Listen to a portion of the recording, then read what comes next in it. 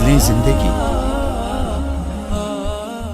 علامات کبریٰ کا ذکر، بڑی علامتیں جو کہ بالکل خرق عادت کے انداز میں ہوگی، جن کا معاملہ جو ہے وہ آپ کے ناپ تول میں نہیں آ سکتا، آپ کی کیمسٹری فزکس اس کا جو ہے وہ نہیں کر سکتی، ادراک ہوگا یہ قیامت کی. ان میں نمبر ایک کیا ہے؟ ایک بہت بڑا دھواں آئے گا، پوری دنیا کو لپیٹے گا. نمبر دو، دجال کا ظہور ہوگا جو اپنی خدائی کا دعویٰ لے کر آئے گا اور بنوائے گا. اس کے ہاتھ میں ہو جائیں گے، قبضے میں ہو جائیں گے سارے ذرائع پیداوار کے. اس کی طرف پہلا قدم اٹھ چکا ہو، ٹرپس کے نام سے معاہدہ ہو چکا ہے. کوئی ملک اپنا بیج پیدا نہیں کر سکتا. یہ بیج ہم نے ڈیولپ کیے ہیں. ان کے ڈیولپمنٹ سے پہلے تم ایک ایکڑ سے کتنی گندم لیتے تھے، آج کتنی لے رہے ہو؟ کس بنا پر؟ جینیٹکس کا جو کام ہم نے کیا ہے اس کی بنا پر ہو رہا. ہاں تو ہمارا حق ہے، اس کی رائلٹی ہمارے پاس آنی چاہیے. لہذا صرف ان اداروں سے، ملٹی نیشنل سے خریدا جائے گا بیج، اور بیج بھی وہ دیں گے وہ کہ جس سے جو فصل اگے گی وہ بیج نہیں لا سکتی، وہ بیج کا کام نہیں کر سکتی. جیسے آپ کو معلوم ہے کہ آپ کے ہاں جو گوشت کھایا جاتا ہے مرغے کا، تو مرغا وہ جو ہے اس میں مرغا ہو یا مرغی ہو، اس کے اندر کوئی وہ کیفیت ہی نہیں ہے. ان کے انڈے جو ہے ان سے آپ بچے حاصل نہیں کر سکتے. ہے تو انڈا، دیکھنے کو تو انڈا ہے، لیکن وہ بنڈا جو ہے اس سے بچہ تو نہیں حاصل کر سکتے. ایسے ہی وہ گندم کا بیج لیں گے، نظر آئے گی گندم، لیکن اس کے اندر وہ صلاحیت نہیں ہے کہ اس سے جو فصل اگے گی اس کا نتیجہ جو ہے وہ بھی آپ لے سکیں. یہ ہونا ہے، اللہ جانے قدم اٹھ رہے ہیں ادھر. پھر یہ ہے کہ دابۃ الارض، زمین سے ایک حیوان نمودار ہوگا، زمین شق ہوگی.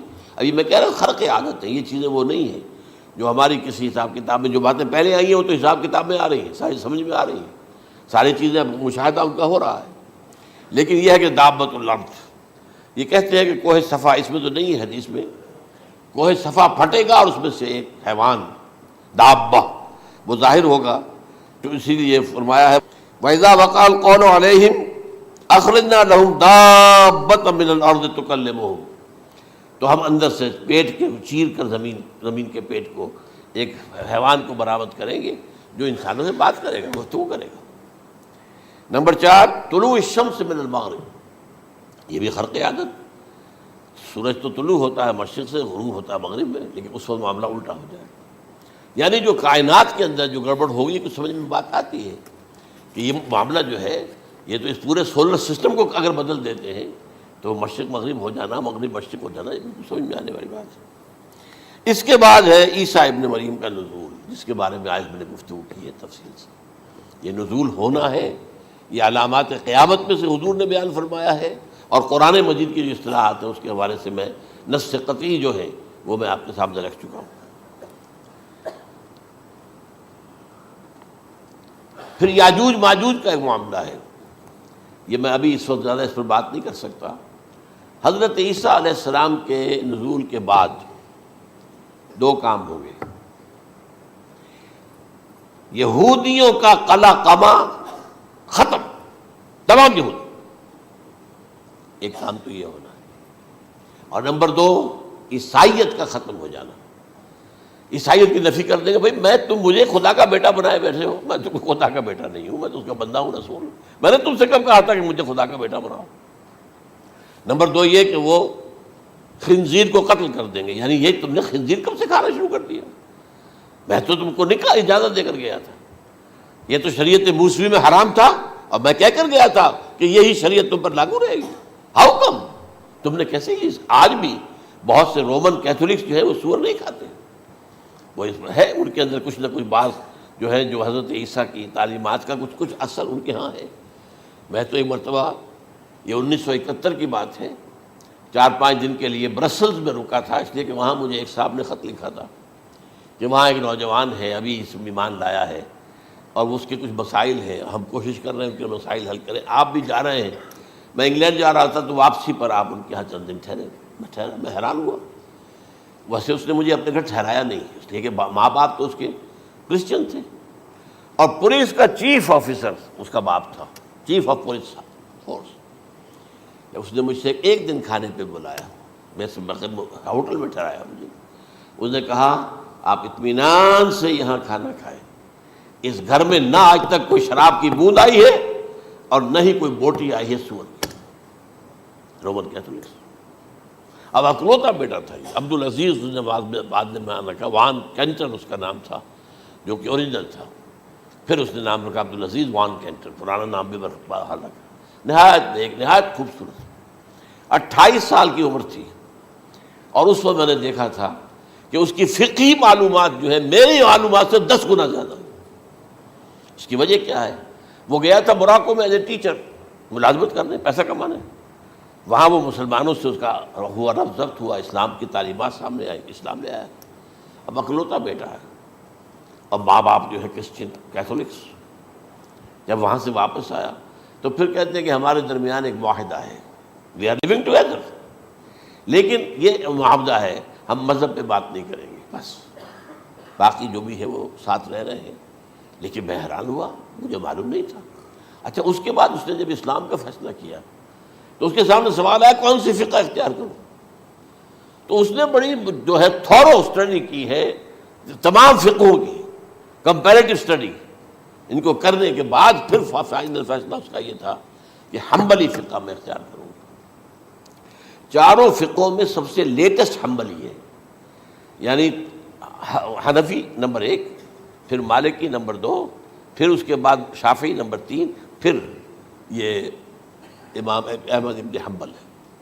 اور امام احمد ابن حنبل کے زمانے تک احادیث بہت بڑے پیمانے پر جمع ہو چکی تھی، جبکہ ابھی حضرت امام ابو حنیفہ کے زمانے میں کوئی اتنا زیادہ جو ہے حدیث کا بھی ذخیرہ نہیں بنا تھا۔ اسی پر تو لوگ حیران ہوتے ہیں کہ زیادہ حدیث امام ابو حنیفہ کے علم میں نہیں تھی، لیکن مجال ہے کہ ان کا کوئی فتویٰ جو ہے کتاب و حدیث کے، کتاب اور سنت کے خلاف ہو۔ اگرچہ انہوں نے صاف کہا کہ اگر تم پاؤ کوئی ایسی سچی حدیث، پختہ حدیث جو میری کسی رائے کے خلاف ہو تو میری رائے کو دیوار پر دے مارنا اور اس صحیح حدیث کی پیروی کرنا۔ لیکن ویسے اس کے بعد یہ کمال یہ ہے کہ بہت ہی کوئی شاذ معاملہ ہے کہ جس میں ان کا کوئی فتویٰ وہ کتاب و سنت کے منافی ہو یا سنت کے منافی ہو۔ کتاب پہ تو سوال پیدا نہیں ہوتا، کتاب تو ساری ان کے سامنے موجود تھی۔ اس کے بعد یہ ہے کہ یاجوج ماجوج، اصل میں بتا رہا تھا آپ کو کہ جب عیسائیت بھی ختم ہو گئی، یہود ویسے ختم ہو گئے، استیصال ہو گیا، جڑ کٹ گئی، اب عیسائیت گویا کہ اسلام میں ضم ہو گئی، عیسائیت مذہب ختم، یہودی خود ختم۔ اب یہ طاقت کتنی ہو جائے گی؟ تقریباً 2/3 دنیا آ گئی، تمام اب عیسائی 2 ارب کے قریب ہیں، 1 ارب 90 کروڑ ہوں گے، یا مسلمان بھی 1 کروڑ 50-60 لاکھ ہیں، دونوں کو جوڑ لیجیے کتنے ہو گئے؟ 6 ارب کل آبادی ہے۔ لیکن اس کے بعد آتا ہے یاجوج ماجوج کا خروج۔ یہ یاجوج ماجوج میرے نزدیک چائنا اور رشیا ہے، ان کی مجموعی طاقت اتنی ہوگی، اور یہ اس طرح آئیں گے ہر اونچائی پر سے اترتے ہوئے، پھسلتے ہوئے۔ جیسے 1962 میں جب وار ہوئی تھی بٹوین چائنا اینڈ انڈیا 1962 میں، تو وہ اس وقت کا نقشہ مجھے آج بھی اخبارات میں پڑھتا تھا تو یاد، waves after waves of Chinese soldiers were coming down the slopes of Himalayas۔ یہ تو وہ ہے نا جن کی تعداد کا کوئی حساب نہیں ہے، اور رشیا اور یہ مل کر جو ہے، میرا اندازہ یہ ہے کہ جب پہلے ملحمۃ العظمیٰ ہوگی وہ عیسائیوں اور مسلمانوں کے درمیان، اس وقت یہ دونوں پاورز نیوٹرل رہے گی، لیکن غالباً یہ بات طے کر لیں گی کہ ویپنز آف ورلڈ جو ہے ماس ڈسٹرکشن، یہ استعمال مت کرنا۔ اگر یہ ویپنز آف ماس ڈسٹرکشن استعمال کرو گے تو ہم میدان میں آ جائیں گے۔ اس میں وہ جنگ جب ہو چکے گی، پھر حضرت عیسیٰ کو فتح حاصل ہو جائے گی، اور پھر یہ کہ یہودیت ختم ہو جائے گی، عیسائیت بطور مذہب ختم ہو کر اسلام میں ضم ہو جائے گا، پھر وہ 40 برس کا عہد حکومت ہے حضرت عیسیٰ علیہ السلام۔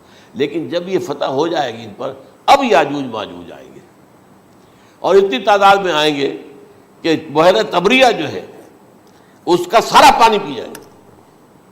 یہ تو اگر آپ کو کبھی اندازہ ہو یا کوئی آپ جانیں ان لوگوں کو جو ان چینیوں سے واقف ہیں، وہ کہتے ہیں زمین پر ہلتی ہوئی کوئی چیزوں سے وہ چھوڑی چھوڑ کے کھا جائیں گے۔ جہاں وہ جاتے ہیں ایز اے لیبرر، وہاں کے جو سارے کتے ہیں ختم، ساری بلیاں ختم، ہر شے وہ جو سانپ کھاتے ہیں، ہر چیز کھاتے ہیں، اور یہ تمام ایسٹرن کنٹریز کے اندر ہوتا ہے، بڑی ڈیلیشس ڈشز ہیں یہ، سانپ وغیرہ وغیرہ، اور یہ جس طرح کھا جائے، پانی پیا ایک قطرہ نہیں رہے گا اس پر. تو پھر جو ہے اللہ تعالیٰ اس وقت جو ہے اس میں ایک ایسی بیماری پیدا کرے گا کہ یہ سب مر جائیں. یہ معجزے سے ہوگا، یعنی ان کے اوپر فتح جو ہے وہ عام لڑائی کے ذریعے سے نہیں ہوگی، بلکہ اس کے اوپر فتح جو ہوگی وہ اللہ تعالیٰ سے بوجھ، ایک بیماری پیدا ہوگی سب مر جائے گا. اور اس کے بعد اللہ تعالیٰ ایسے پرندے بھیجے گا بڑی لمبی لمبی گردنوں والے، وہ ان سب کو کھا جائیں گے. جیسے ہمارے ہاں گدھ ہوتے ہیں وہ ان کو صاف کر دیں گے. ورنہ تو یہ ہے کہ پوری دنیا کے اندر جو بدبو اور جو پیدا ہوتا معاملہ اس سے، تو اس نوع انسانی کی بقا ممکن نہیں تھی. ان کے خاتمے کے بعد پھر یہ ہوگا کہ حکومت اسلامی جو ہے پوری دنیا میں حضرت مسیح علیہ السلام کی ہوگی. 45 برس وہ رہیں گے، اسی میں وہ کہلن بھی آ جائے گا، وہ فی المہد و کہلن جو میں نے شروع میں بیان کیا تھا. اسی میں پھر یہ ہے کہ وہ شادی بھی کریں گے، ان کی اولاد بھی ہوگی، اور پھر ان کا انتقال ہوگا تو حضرت حضور صلی اللہ علیہ وسلم کے حجرے میں، وہیں پر جہاں حضور اور ابو بکر اور عمر رضی اللہ تعالیٰ عنہم دفن ہیں، وہیں پہ ان کو دفن کیا جائے گا. اور قیامت کے دن حضور فرماتے ہیں کہ میں اور یہ تینوں ساتھ نکلیں گے. تو یہ ہے حالات و واقعات. بہرحال اس میں یہ ہے کہ یہ نوٹ کر لیجئے کہ جہاں تک ہمارے ہاں آج کل کا معاملہ ہے، میرے نزدیک میں یہ کہنے پر مجبور ہوں، جو رفع و نزول مسیح کو نہیں مانتا وہ کم سے کم منکر حدیث ضرور ہے. میں اس سے کم کا فتویٰ نہیں دے سکتا. اب یہ ہے کہ جو لوگ مہدی کو نہیں مانتے ان کا معاملہ میں مختلف سمجھتا ہوں. چند منٹ لے رہا ہوں آپ کے اور اس لیے کہ ان کی حدیثیں صحیحین میں نہیں ہیں، بخاری مسلم میں نہیں. اور یہ کہ بہرحال ان کا معاملہ جو ہے وہ ایسا نہیں ہے حضرت عیسیٰ کا. حضرت عیسیٰ کے آنے کا جو کچھ ہوگا وہ تو میں نے آپ کے سامنے بیان کر دیا. لیکن یہ ہے کہ حضرت مہدی ہمارے نزدیک اس میں خرق عادت کوئی ہے ہی نہیں. جیسے ہر صدی کے مجدد ہوتے ہیں، آخری صدی کے مجدد وہ ہوں گے، اور میرے نزدیک یہی آخری صدی ہے، اور اسی میں حضرت مہدی کا ظہور ہو جانا. سعودی عرب میں کوئی خانہ جنگی ہوگی کسی بادشاہ کے انتقال پر، اور پھر اس وقت یہ ظاہر ہوں گے. اس وقت ملک کے حالات کو سنبھالنے کے لیے لوگ ان کو زبردستی نکالیں گے، چھپے ہوئے ہوں گے ایک گھر میں. یہ حضرت ام سلمہ رضی اللہ تعالی عنہ کی روایت ہے کہ ایک بادشاہ کے انتقال پر یہ خانہ جنگی ہو جائے گی، اور ایک شخص مدینے سے بھاگ کر مکے میں چھپ جائے گا. یہ تو ہے ان کے الفاظ، میں توجیہ کر رہا ہوں. یہ لوگ ان کی طرف دیکھ رہے ہوں گے کہ یہ جو وقت آیا ہے فتنے کا ہماری قوم پر، ہمارے ملک پر، تو ان کی شخصیت ایسی ہے کہ یہ بیچ میں آئیں، صلح صفائی کرائیں، اور وہ جو ہے اس ذمہ داری سے بچ کر بھاگیں گے اور جا کر مکے میں چھپ جائیں گے. پھر لوگ انہیں تلاش کر کے نکالیں گے اور زبردستی ان کے ہاتھ پر بیعت کریں گے، ورنہ وہ اتنے بڑے منصب کو. اور پھر یہ بھی ہے، ایک حدیث میں آتا ہے یصلحو فی لیلۃ واحدہ، ایک رات میں ان کی مکمل اصلاح کر دیں گے. یعنی اگر کوئی تھوڑا بہت نقص اور عیب کوئی ہوا بھی، کوئی کمی کوتاہی ہوئی بھی، تو اللہ تعالیٰ ایک رات میں اصلاح کروا دیں. لیکن ہمارے نزدیک اس کے اندر کوئی خرق عادت ہے ہی نہیں. البتہ جو کہتے ہیں اہل تشیع، وہ خرق عادت ہے کہ ان کے 12ویں امام جو ہے وہ بچپن ہی کے اندر اس خوف سے کہ جو بنو عباس بادشاہ ہیں وہ ان کو قتل کر دیں گے، تو وہ ایک غار میں چھپا دیے گئے. اب وہ 1200 برس سے اس غار کے اندر چھپے ہوئے، اور اس کے بعد وہ ظاہر ہوگی، وہ امام مہدی ہوں گے. اس میں خرق عادت ہے. لیکن میں یہ کہتا ہوں کہ محض خرق عادت کی بنیاد پر ہم اس کی نفی نہیں کریں گے. کیوں؟ کیا ہم یہ نہیں مانتے کہ اصحاب کہف 300 برس تک سوئے رہے؟ یہ کیا عام بات ہے؟ حضرت عزیر علیہ السلام اللہ نے انہیں موت دی، موت، اور 100 برس کے بعد زندہ کر کے اٹھا لیا. تو خرق عادت حضرت عیسیٰ کو ہم اتنا بڑا خرق عادت مانتے ہیں کہ اٹھا کر آسمان پر، تیسرے آسمان کے اوپر ہیں، موجود ہیں، اب بھی ہیں. شب معراج میں تیسرے آسمان پر حضور کی ملاقات ان سے ہوئی. تو یہ خرق عادت کی بنیاد پر نفی نہیں ہم کرتے. ہو سکتا ہے، لیکن یہ کہ اس کے لیے ہمارے پاس کوئی دلیل نہیں، کوئی احادیث نہیں، کچھ نہیں، اس لیے ہم اس کو نہیں مانتے. البتہ خود وجود جو ہے حضرت مہدی کا وہ کوئی عجیب بات نہیں ہے. وہ تو جیسے پہلے بھی آئے ہیں ہمارے مجددین، ایسے مجدد ہوں گے اور دین کو تازہ کر دیں گے. ایک صحیح اسلامی ریاست جو ہے وہ عرب میں قائم ہو جائے گی دوبارہ. حضور نے فرمایا وہ عدل اور انصاف سے عرب کو اسی طرح بھر دے گا جیسے کہ وہ اس سے پہلے ظلم اور جور